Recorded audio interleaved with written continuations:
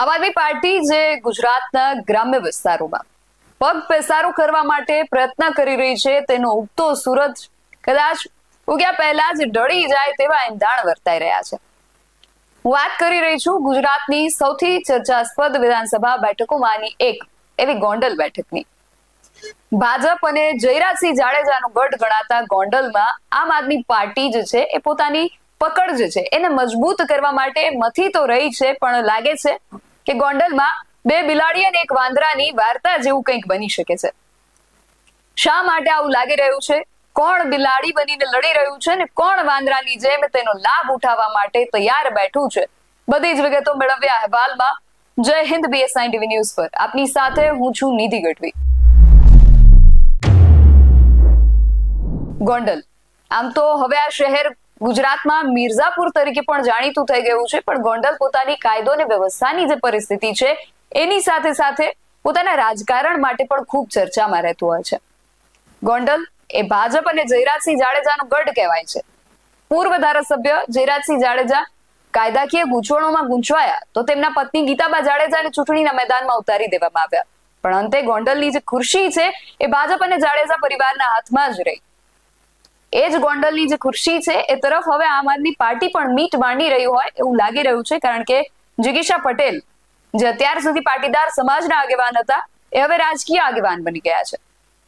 અત્યાર સુધી જ્યારે પણ જિગીશાબેનને રાજકારણ અંગે પૂછવામાં આવ્યું ત્યારે જરૂર પડશે તો રાજકારણમાં પણ ઉતરીશ એવી તૈયારી બતાવનાર જિગીશા પટેલને કદાચ હવે રાજકારણમાં ઉતરી જવાની જરૂર વર્તાણી લાગે છે. અને વળી જિગીશાબેન સાવરણા સાથે રાજકારણમાં ઉતર્યા છે, જે કમળની વિરુદ્ધમાં છે. સાવરણો કમળના વિરોધમાં છે, જિગીશાબેન પટેલ જયરાજસિંહ જાડેજાના વિરોધમાં છે. એટલે ગોંડલમાં આગામી ચૂંટણીઓમાં ભાજપ અને આપ વચ્ચે ખરાખરીનો ખેલ જામી શકે છે. પરંતુ અહીંયા કોઈ ચૂંટણીઓ આવે એ પહેલા જ હજુ તો આમ નવી ઉગી રહેલી આમ આદમી પાર્ટીમાં અત્યારથી જ આંતરિક ડખાઓ શરૂ થઈ ગયા હોય તેવું લાગી રહ્યું છે. કારણ કે જિગીશા પટેલ જાડેજા પરિવારમાં કે ભાજપમાં કોઈનું પત્તું કાપે કે ન કાપે, પણ આમ આદમી પાર્ટીના ગોંડલના આગેવાન નિમિષાબેન ખૂંટને કદાચ પોતાનું પત્તું કપાઈ જવાનો ડર લાગી રહ્યો હોય કે પછી ઈર્ષા થઈ રહી હોવાના સમાચાર જે છે એ વાયુ વેગે ફેલાઈ રહ્યા છે. 31મી સપ્ટેમ્બરે સરદાર પટેલ જયંતિના દિવસે જિગીશા પટેલે ગોંડલમાં જે રેલી યોજી હતી એ પણ ખૂબ ચર્ચાઈ અને ચર્ચા તેમાં લોકોની પાંખી સંખ્યાની વધુ થઈ.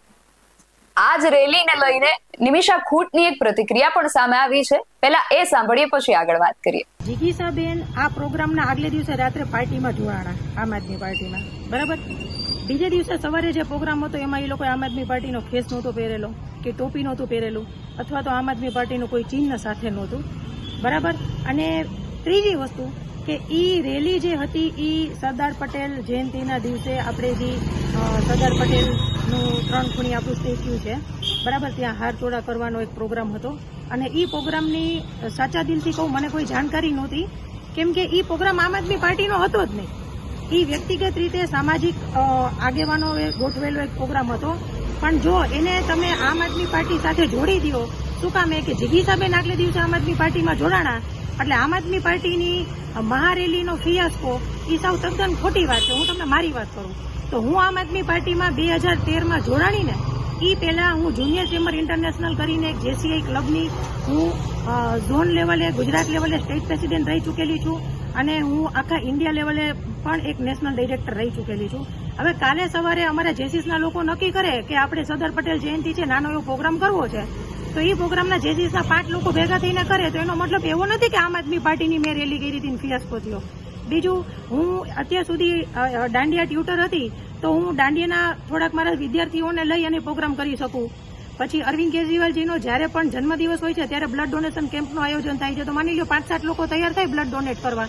તો એનો મતલબ એવો નથી કે કોઈ ફેસને લઈને તમે પાર્ટી ઉપર ચીપકાડી દો નહીં. જે પણ પ્રોગ્રામ કરે પછી ઓછા લોકોનો કરે કે જાજા લોકોનો કરે તમે પાર્ટીને બદનામ કરવાની કોશિશ કરો.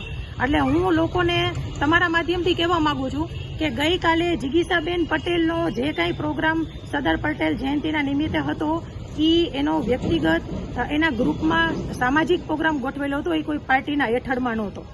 અમે જિગીશાબેનનું એક નિવેદન એવું પણ હતું કે આગામી ચૂંટણી ગોંડલથી લડશે જો પાર્ટી ટિકિટ આપશે. આપનું શું કહેવું છે? જો ભાઈ, આમ આદમી પાર્ટીમાં જાજા ને જાજા લોકો જોડાવા માંડ્યા છે, મતલબ પાર્ટી પ્રગતિ કરે છે, એ તો નક્કી થઈ ગયું.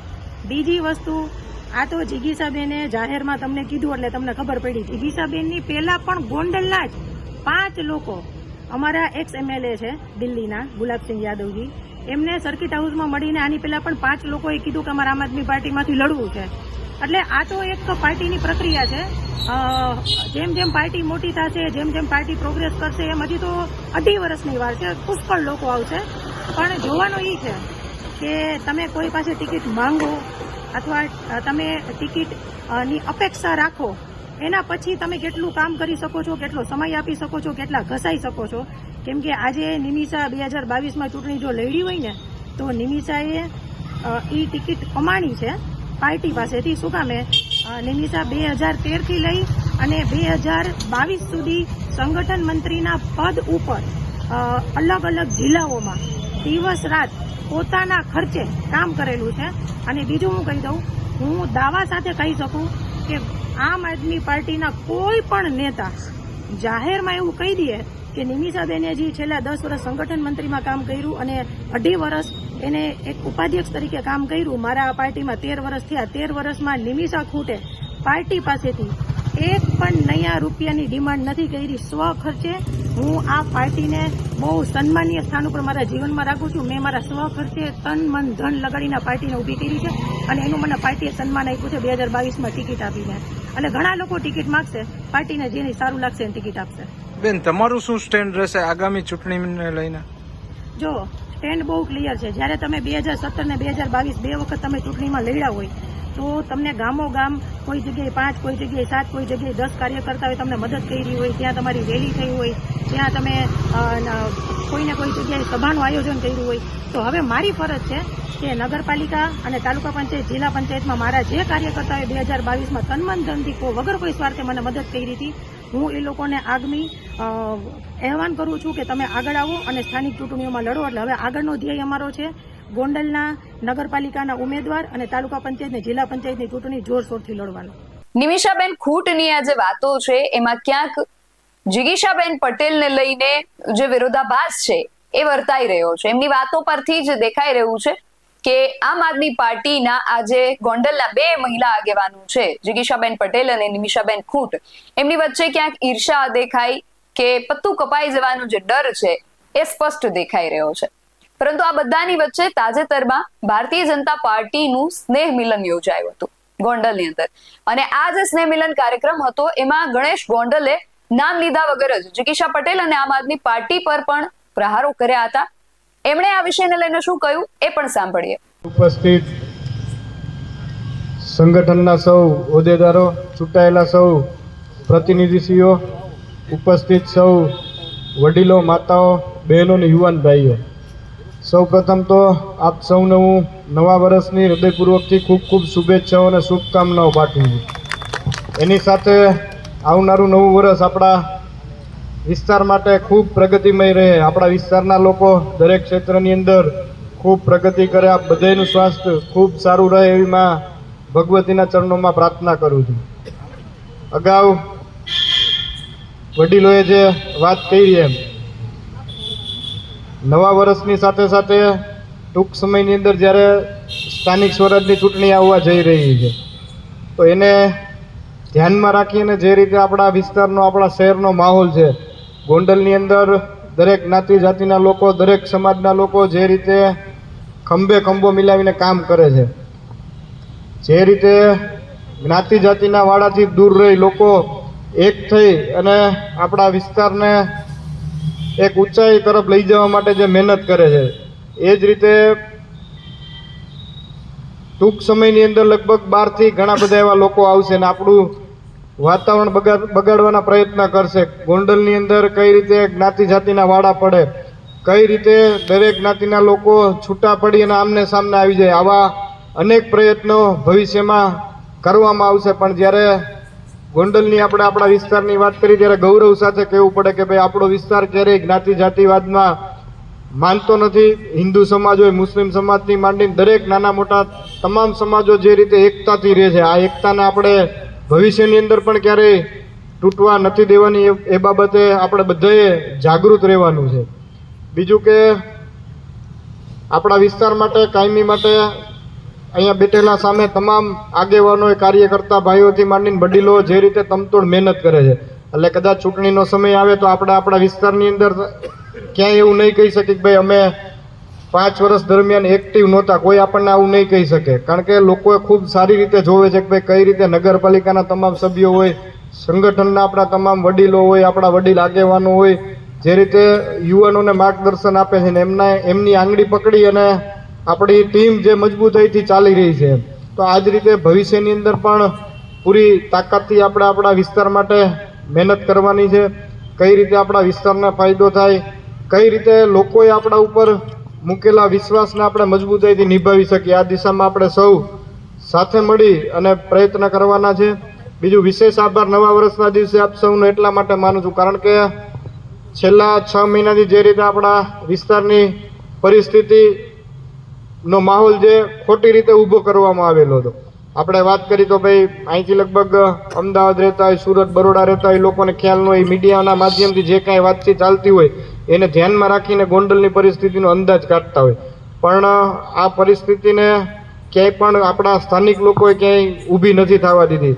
તમે બધાએ જે રીતે કાયમી માટે મારીને મારા પરિવારની ચિંતા કરી છે, તમે દરેક સુખ દુઃખના સમયની અંદર મારીને મારા પરિવાર સાથે જે રીતે મજબૂતાઈથી તમે ઊભા રહ્યા છો, તો આજના દિવસે હું એટલું જ કહીશ કે ભાઈ માતાજીના ચરણોમાં પ્રાર્થના કરી કે આપણો આ સંપ, આપણી આ એકતા કાયમી માટે જળવાઈ રહે. તમારે આપણા વિસ્તારની અંદર ક્યાંય એવી મુશ્કેલી ઊભી થાય, ક્યાંય પણ એવી સમસ્યાઓ ઊભી થાય, ક્યાંય પણ રાજકીય બાબતને બાદ કરતાં ક્યાંય લોકહિત માટેની બાબત આવે, ક્યાંય લોકોને, આપણા કાર્યકર્તાઓને ક્યાંય તકલીફ હોય, વડીલોને ક્યાંય આપણા તકલીફ પડી હોય, તો હું ચોક્કસપણે ખાતરી સાથે કહું છું કે ભાઈ એવા સમયની અંદર અમે ક્યારેય અમારી ફરજ નહીં ચૂકી, ભૂતકાળમાં નથી ચૂક્યા, ભવિષ્યમાં નહીં ચૂકી. જ્યાં ક્યાંય આપણો કાર્યકર કે આપણા ક્યાંય યુવાનો મુસીબતમાં હશે, જ્યાં ક્યાંય એમના ઉપર ક્યાંય પણ વ્યક્તિગત મુશ્કેલીની બાબત આવશે, ત્યાં પૂરી તાકાતથી જે રીતે જવાબ દેવો પડતો હશે એ રીતે મજબૂતાઈથી ભૂતકાળમાં જવાબ આપ્યો છે. ભવિષ્યની અંદર પણ જવાબ તમારા વતી કદાચ ક્યાંય પણ ઊભું રહેવાનું થાય તો કાળી રાતે ઉઘાડા પગે ખુલ્લીને આવીને તમારી આગળ ઊભા હશું, એ બાબતનો પણ હું તમને વિશ્વાસ અપાવવા માગું છું. વધારે વિશેષ કાંઈ નહીં, પણ આવતીકાલે જે આપણા દ્વારા કાર્યક્રમ બ્રહ્મ 84નો કાર્યક્રમ કરવામાં આવેલો છે, આ કાર્યની અંદર પણ તમે બધા જે રીતે લગભગ 10 દિવસથી 15 દિવસથી તમતોડ મહેનત કરો છો, તો કાલના દિવસે પણ આપણે સૌ સાથે મળીને કાર્યક્રમની ખૂબ સારી રીતે ઉજવણી કરી, એ પણ આપ સૌને હું વિનંતી કરું છું. વધારે વિશેષ કંઈ નહીં, મોટી સંખ્યામાં વડીલો, યુવાન ભાઈઓથી માંડીને બધાએ માતાઓને ઉપસ્થિત રહ્યા બદલ 2 હાથ જોડીને આપ સૌનો હૃદયપૂર્વકથી ખૂબ ખૂબ આભાર. એટલે ગોંડલમાં આ જે ચાલી રહ્યું છે, જે બધું રાજકારણ ચાલી રહ્યું છે, એને જોતા એવું લાગે છે કે ગોંડલમાં કદાચ 2 બિલાડી અને 1 વાંદરાની વાર્તા જેવું થઈ શકે છે. નિમિષાબેન અને જિગીશાબેનની લડાઈમાં ગણેશ ગોંડલ ફાવી જાય તો નવાઈ નહીં રહે. આ વિષયને લઈને તમારું શું માનવું છે, અમને કમેન્ટ કરીને ચોક્કસથી જણાવજો. આવા જ વધુ અહેવાલો સાથે મળતા રહીશું. તમે મારી YouTube ચેનલને સબસ્ક્રાઇબ કરવાનું અને અમને Facebook અને Instagram પર ફોલો કરવાનું ભૂલશો નહીં. બાકી અવનવી અપડેટ્સ માટે આપ જોતા રહો The Sign TV ન્યૂઝ. નમસ્કાર.